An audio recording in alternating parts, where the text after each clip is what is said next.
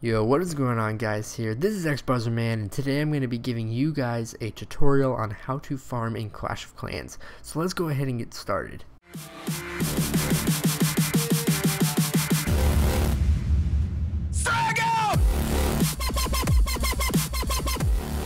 Okay guys, to start off with, we're going to talk about trophy count, and trophy count is what you kind of see in the top left corner.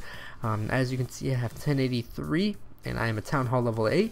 What we're going to be basically running through is what trophy count you're going to want to farm at per town hall level. Now, I've tried pretty much everything all the way up from crystal to under 200 trophy farming, and I'll give you my kind of opinion on that. So we're going to go from town hall 6 through town hall 10 and tell you which ones you're going to want to be at when you're farming. As you guys can see, I'm a town hall level 8, so town halls level 9 and 10, I've gotten just suggestions from people on which they farm at, like guys in my school or something like that. So we're going to go ahead and tell you town hall level 6 right here. Town hall level 6, you're going to want to be at around 900 to 1,000 trophies. That is a pretty good amount. I think it's silver 1. I think it's silver 3 or silver 2. You can get some pretty good raids, 150k of each, and that is pretty good.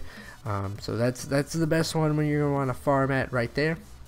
For town hall level 7, I'd recommend around 1050 to around 1100.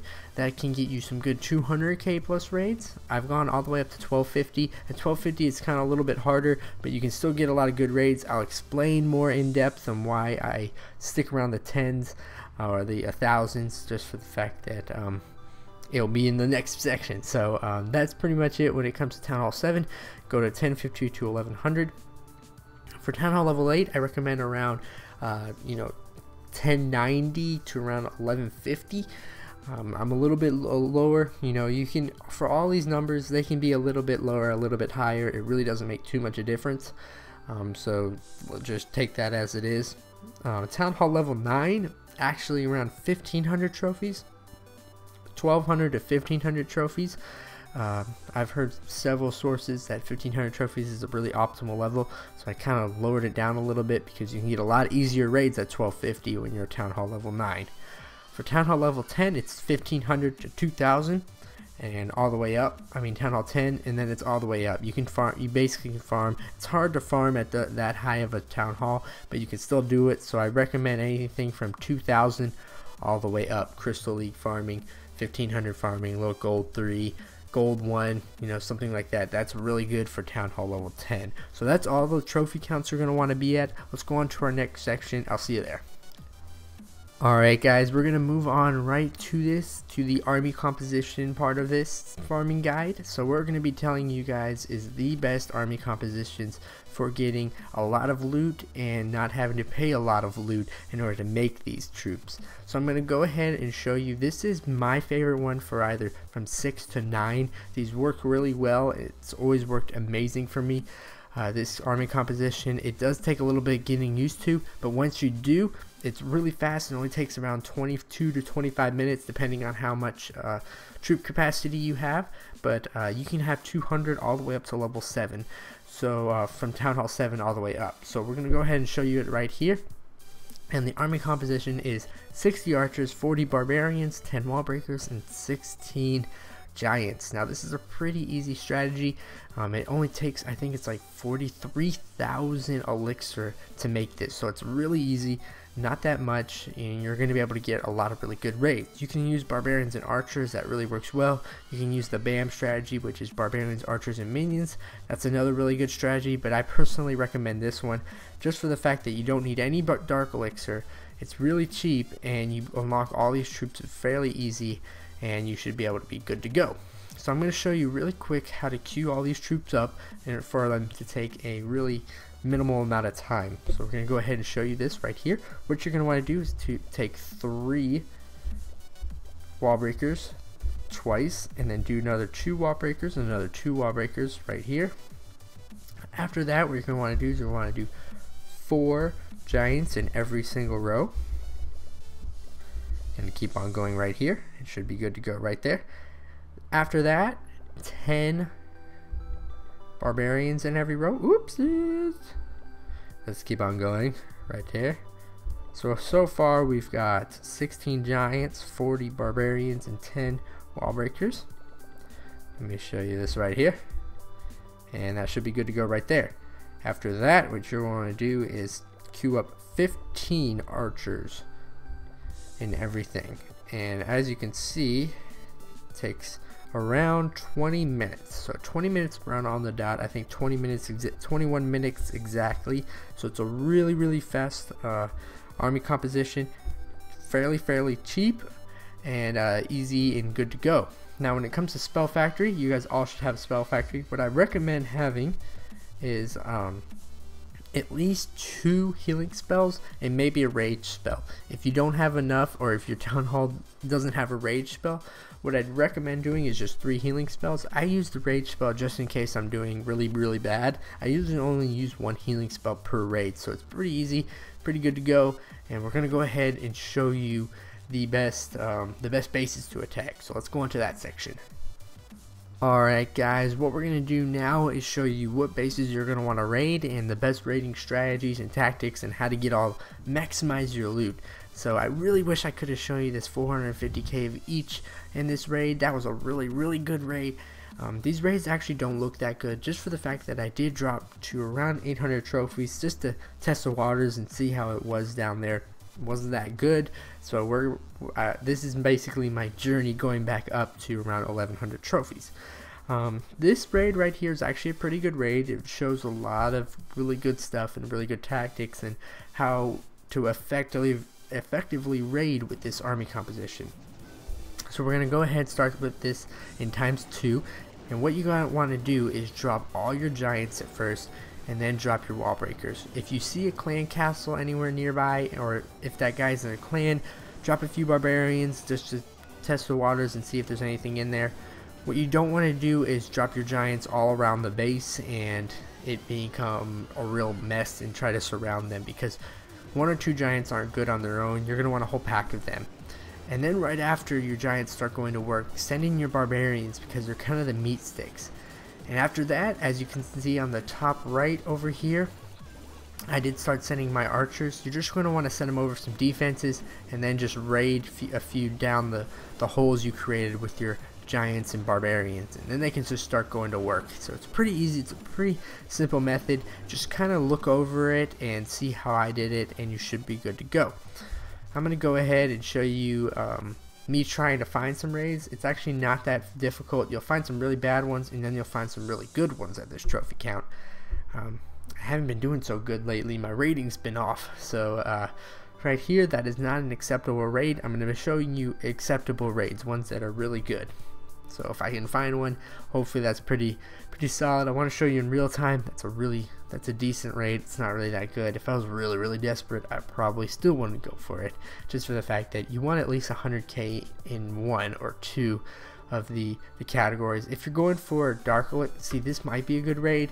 If you're really thinking, if you're kind of desperate, this is actually a pretty good raid, just for the fact that I am going for gold. It all depends on what you're going for, and this is actually a really easy raid. So we're gonna go ahead and go for this one, just for the fact that I don't want to be searching a little bit longer. The thing is, if you pass up on raids like these, trying to find that one that's 250k, you might spend more looking for that than what you could have gotten out of this. So what we're gonna want to do is find the best place to attack, which I think is probably gonna be right this side right here. I'm going to go ahead and, you know what, we're going to go for the bottom because it's actually fairly easy. So I'm going to send about a few of these guys in just to be little distractors. I sent too many wall breakers in right there, but I usually don't need that many. Hopefully they can do a little bit of damage. We'll send a few of these. Let's see if they can get up there without getting hit. Come on. Oh, okay, we got it. And that was probably a big pop right there. Oh, I did not check for those guys, those troop guys, the clan castle. I swear, I just so used to them people not having them that it's kind of ruining my day. I mean, it's just, hopefully they can just go in and get rid of all these splash damage these splash damage defenses. These splash damage defenses are really what kind of hurt you a lot. But now that they're all gone, this raid is easy as cake. We should be able to be good to go. I did misplay right there. Oopsies. I misplayed right there too.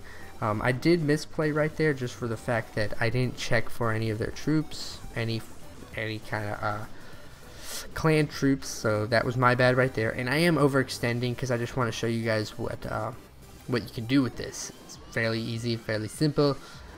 As you can see, they create a little hole. You can see right here. Here's the hole right here, and they came up through it. This allows for a lot of easy tactics and really easy loot.